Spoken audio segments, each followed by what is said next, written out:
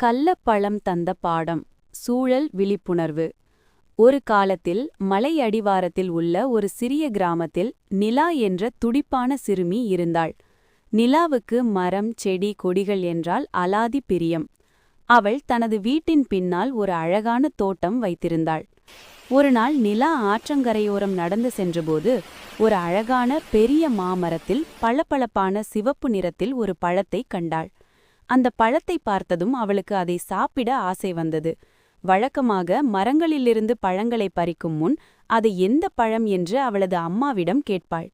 ஆனால் இந்த முறை அதன் அழகு அவளை மயக்கியது.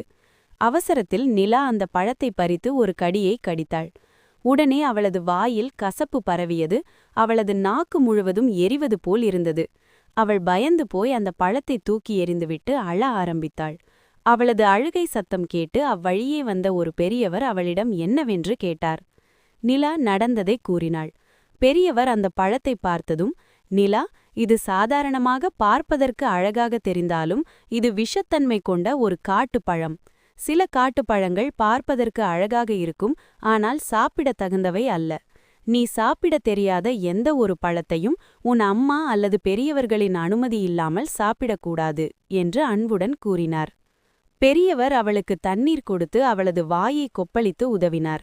மெல்ல மெல்ல அவளுக்கு வலி குறைந்தது. இந்த சம்பவம் நிலாவுக்கு ஒரு பெரிய பாடம் புகட்டியது. அன்றிலிருந்து நிலா இயற்கையோடு பழகும்போது மிகவும் கவனமாக இருந்தாள்.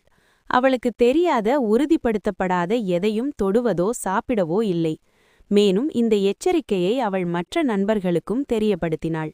இந்த கதையின் நீதி: அடையாளம் காணப்படாதவற்றை தொடாதே. காடுகளில் அல்லது பொது இடங்களில் உங்களுக்கு தெரியாத, பெரியவர்கள் உறுதிப்படுத்தாத எந்த செடி, பழம் அல்லது பொருளையும் தொடவோ சாப்பிடவோ கூடாது. பெரியவர்களின் அறிவுரை அவசியம். எப்போதும் பெரியவர்கள் அல்லது பெற்றோரின் அறிவுரைகளை கேட்டு செயல்பட வேண்டும். பாதுகாப்பு விஷயத்தில் அவசரம் கூடாது.